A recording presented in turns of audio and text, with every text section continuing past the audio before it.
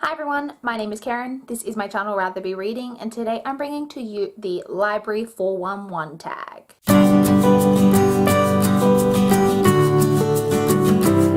The Library 411 tag was created by Jayshana C. I will leave a link to the original video down below for you guys to check out. And I was tagged in this video by Lindsay over at The Wandering Reader forever ago. I haven't done a lot of tags recently just because I haven't been uploading as regularly as I would like over the past few months or so, and so I have a backlog of tags that I'm hoping to get through in the coming months.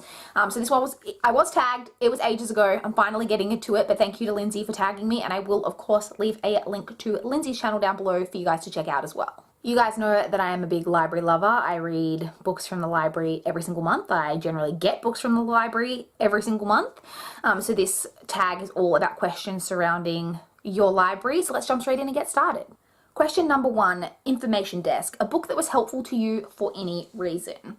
So for this one, the very first question, I don't actually have an answer for. I tried to think for a really long time about an answer to this, and I just could not think of a book that has helped me in any way. I tried to think of like a non-fiction, but I don't typically read that type of non-fiction that's helpful. Like I don't read a lot of self-help books. I guess I did recently listen on audio to Girl Wash Your Face, which is a self-help type book, but even that I wouldn't say was necessarily that helpful to me. But I don't know, and like I know that a lot of people have problems with that book, so I don't want to recommend that even. I just really don't have an answer for this one, you guys. The Return Bin. What are 2 books you read and immediately wanted to return because you disliked them, or a recent DNF? So I'm going to tell you guys 2 books that I really didn't like. The first of those is a classic, Tess of the D'Urbervilles by Thomas Hardy. I hear quite a few people talk about this book, and I don't think I've ever heard anyone talk about it who has a negative opinion of it. I hated this book. I thought the writing was very dense and very hard to get through, which can be typical of classics. However, if I'm enjoying the story in a classic, I can get, I can put the writing like kind of to the side, because obviously it's the language is what it was when it was written, and that's fine. I hated this story. There was nothing in there that I liked. I thought the messages at the end were awful. I just didn't like anything about it. I hated the characters. I hated every decision. I just hated it. I really didn't like it. The other book that I want to mention is The Sham by Ellen Allen. This is another one, obviously, that I really hated. This one, again, just nothing good in there. And this one in particular had really terrible, off-putting scene, a torture scene in it right near the beginning that was just completely unnecessary, put me off from the beginning. And I can appreciate gore or that type of thing in a book, and it's not necessarily gore, it's just torture.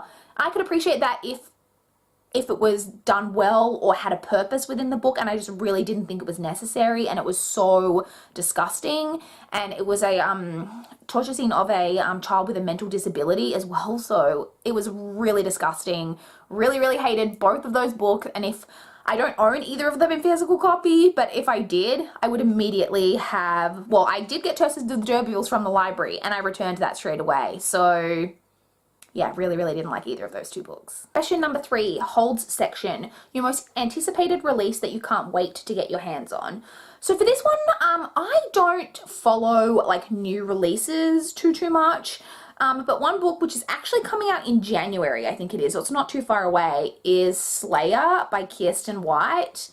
If you guys know me or have been watching my channel, then you may know that I am a huge Buffy fan. It is my favorite TV show of all time. I do not think there will ever be a show that I love the way that I love that show. And so for a book to be coming out, I'm kind of nervous. I'll be honest.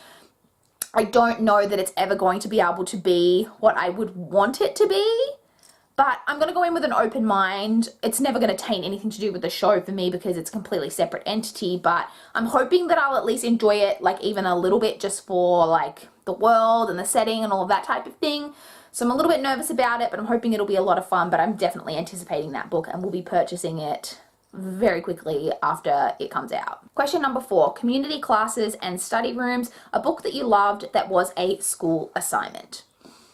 I don't really have an answer for this one either. I don't think there was any book that we did in school that I enjoyed. Most of the books we did in school I really didn't like.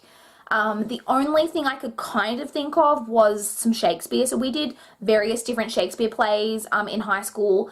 My favorite would either be Macbeth or Othello. But even those I don't think that I appreciated fully because of just like the age that I was at. I mean, I read them in high school. I don't think that I could fully grasp and understand the stories that I would now. And I do actually want to read some more Shakespeare now that I'm older, particularly because I only ever read the tragedies. I haven't read any of the comedies, so I'd like to try some of those as well. But yeah, to reread some of the ones that I enjoyed in high school, and to read some of the ones that I haven't as well, like Hamlet is another of the tragedies which I'd never read. So yeah, I would like to try some more Shakespeare because it's probably the books from school that I enjoyed the most of anything. But yeah, I didn't particularly love anything that we studied in school. Question number 5, computers, a modern classic you love or a favorite sci-fi? So I'm going with a modern classic because I don't read a lot of sci-fi and I don't know if I even have like a sci-fi favorite. So I've gone with a modern classic. And I've gone with Rebecca by Daphne du Maurier because this is one of my favorite books of all time. For those of you who don't know, this book follows an unnamed narrator who is fairly young and she's on holiday in, oh my god, I can't remember where it is. I want to say Monte Carlo, but I could be wrong about that. And she meets this wealthy older man and falls madly in love with him and ends up marrying him very quickly kind of after she's met him. She moves with him to his like family estate, Manderley, and it all kind of goes from there that she is living in this house and she discovers obviously she knows that he had a previous wife, Rebecca, and it's all about her living under the shadow of his previous wife and just about how that kind of affects. It's very gothic, very spooky. It's just spooky in parts. It's not overly scary, I wouldn't say. This book is amazing, one of my favorites. I don't think I know anyone who doesn't like this book who's read it. A lot of people really love this for good reason. It's amazing. If you haven't read it, definitely pick it up. Question number 6, DVD rentals. Your most anticipated or favorite in recent history book to movie or book to TV adaptation, or a book that you felt cinematic, or a book that you wish would be adapted into a movie or TV series. So I've gone with a couple of answers for this one. My favorite book to movie adaptation in recent history is obviously To All the Boys I've Loved Before by Jenny Han. I really enjoyed this book series. However, I thought the movie adaptation was brilliant. I thought it encaptured everything from the book pretty much perfectly. I thought that it was really just a great, fun, light-hearted teen movie that kind of hit all the right notes for me, and I really, really loved this adaptation. So it's definitely my favorite book-to-movie adaptation of recent history. And then a book-to-movie adaptation that I would like to see come to the screen is Dangerous Girls by Abigail Haas. I think that this would make such a fun teen, mystery thriller. So this is about a girl who goes on spring break to Aruba with a group of friends, and while they're on spring break, her best friend is brutally murdered, and she is accused of murdering her best friend, and you follow her in jail trying to prove her innocence. And you get different time periods all throughout the story. So you get her in jail trying to prove her innocence. You get you go right back to around the time when she was first became friends with the best friend, and that story, you get the time period around kind of leading up to the spring break story of leading up to the murder. Lots of different time periods that all different flashbacks and a lot going on, and it's just, I can definitely see this as a movie. I think this would make a great movie. I would love to see it on the screen because I just think it would be so much fun. Question number 7, library bookstore / library sale, a random book you picked up without knowing much about. So for this one, I went with Sweet Damage by Rebecca James. This is a book that I picked up a couple of years ago, specifically because it was for a challenge on I think it was around the year in 52 books challenge that I was doing that year. And that was to read a book based purely on the cover. So what I did was I went to my library, browsed the shelves until I found something that had a cover that looked semi-interesting. I picked it because of the totally creepy girl and knew a book that I knew nothing about. And I actually ended up really enjoying it. So it turns out to be it's classified as YA. I would say that it's more new adult, and it follows a boy named Tim who finds a new house to rent with like a roommate named Anna, I think her name is, and he moves in with her into her home. She's of a similar age to him, and it's all just about what's going on in the house. Anna is not, you know, she's got some weird personality traits, and there's a bit of weird things going on. It's basically about him trying to figure out what's going on with her, that type of thing. I read this in pretty much a single sitting. So quick and easy to read. It also turned out to be by an Australian author set in Australia, which of course I love because I'm Australian. So yeah, it was a book that I picked up knowing nothing about, but I did really, really enjoy, and I would recommend. I actually have 2 other books by this author on my TBR. Like on my physical TBR. So I plan to read them soon, and hopefully I enjoy those just as much. Question number 8, teen/youth room, your favorite YA or favorite book you read as a kid, or a book you can't wait to share with your future kids/nieces and nephews.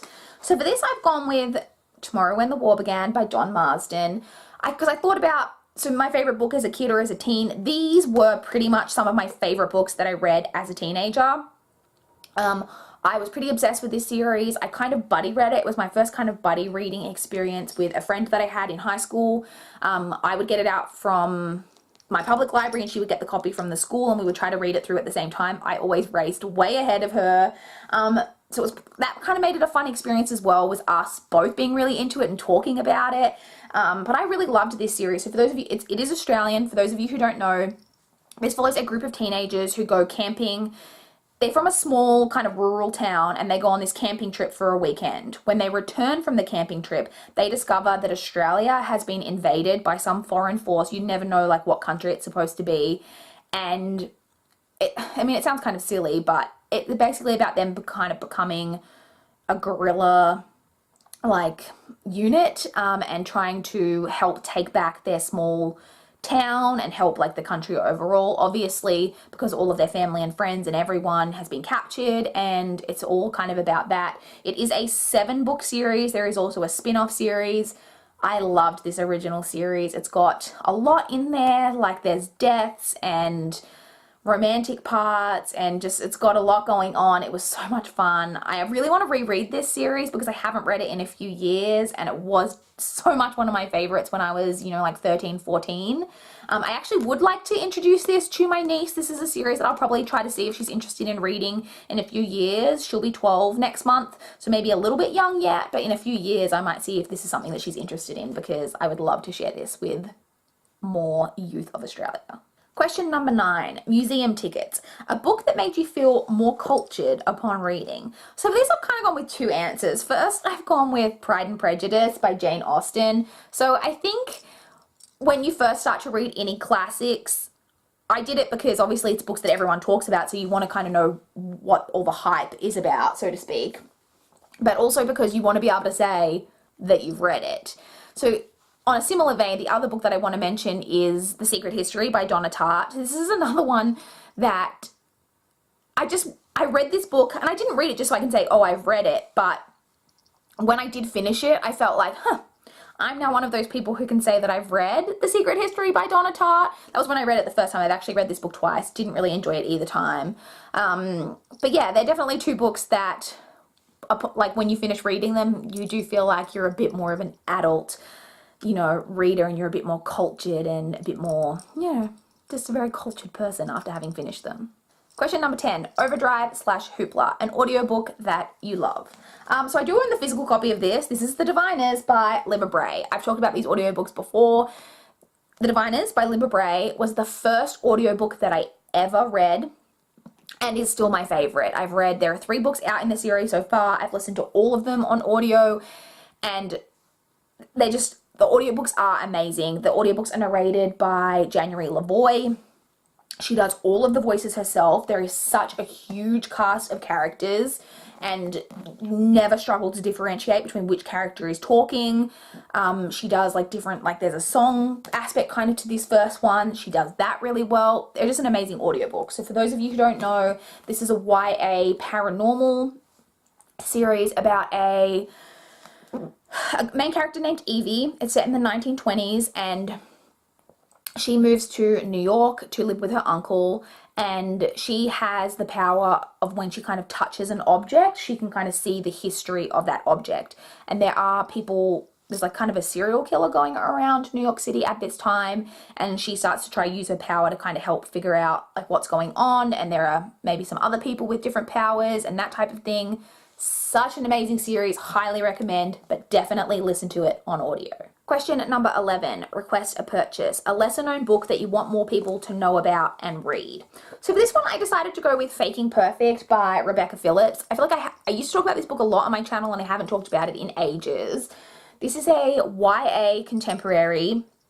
I've never heard anyone else talk about this book.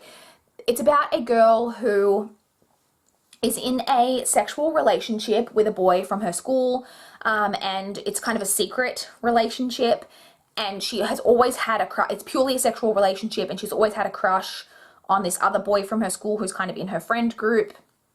And then it's all about kind of, you know, she's always had rules for this boy who she's having a sexual relationship, like that, you know, they can never talk to each other at school and no one can find out about it, blah, blah, blah. And that boy's maybe starting to break the rules. And also her long unrequited crush is maybe starting to pay a little bit more attention to her. So it's got pretty like tropey kind of premise, but I thought at the time, like I said, I would love to reread this because it has been a few years, but at the time I found this to be extremely sex positive. Obviously we have a main character who is engaging in a sexual relationship, and I thought it was handled in a really, she's never really shamed for it or questions herself or thinks that there's anything wrong with her having a sexual relationship, because quite often, as I'm sure you guys know, in YA it is portrayed as being like that you can only ever have sex with like your one true love of ever, and so I did think this had a pretty healthy portrayal of sex, and I just really enjoyed the story overall. So yeah, I've never heard anyone else talk about this book, so if you enjoy like kind of YA contemporaries, then check this one out because I really enjoyed it. Question number 12, librarians, a character who enjoys helping others. So for this one, I've decided to go with Primrose Everdeen from the Hunger Games series by Suzanne Collins. So Primrose Everdeen is obviously not a main character, but she is definitely a character, and she grows so much across the course of the series, and she is so about helping people and healing people, and she wants to, you know, be a healer or like a medical doctor like her mother and help heal people. And she's one of my favorite characters in the trilogy actually, because she grows like so much, but yeah, she's definitely a character who's just all about helping others. Question number 13, Sanctuary, a book that is your safety net, is like home, or helps you through a rough time. So for this one, I easily could have gone with the cliche answer of Harry Potter. You can see them up there on my shelf. That for me is a series that is very much like home. It's my favorite series. I can enjoy it all the time. It's so nostalgic. It means a lot to me. So I easily could answer that, but in the interest of going with another answer, I've focused more on the aspect of books that helped you through a rough time. And I don't really have a particular book that I think of as like being a book that I read at a really hard time in my life and really helped me. So I've gone with more a genre. So I went through a really like rough period for kind of a couple of years in my like late teens, early 20s in particular. And a genre that I really got into, like really into around that time, was romance novels. So I've got this one here randomly just as an example. I used to have I still have all of the books that I just have never gotten rid of, but I used to have an entire shelf of Harlequin, Mills and Boons. And these books were just so easy to read because they are generally not that long. They're not super hard reading, very easy to like devour very quickly. And they're always, you know what you're getting. You're getting a typically pretty lighthearted, easy romantic story with a happy ending. And for me, I guess, I haven't really thought about it that in depth, but I guess when I was going through that really hard time, that is really what I needed in my life, was just people falling in love and having happy endings. And that's what I needed to read. And so romance novels and these type of steamy romance novels is typically what I would pick up. I really loved, and yeah, I read so many of these back in the day. So that was the Library 411 tag. I would love to chat with you guys in the comments down below if you've got any thoughts on any of my answers, or if you guys have a lesser known book that you want more people to read, recommendations. Let me know in the comments down below because I would love to know. Please like this video if you liked it. Please subscribe if you want to see more from my channel. That is all I have for this video today. Bye guys!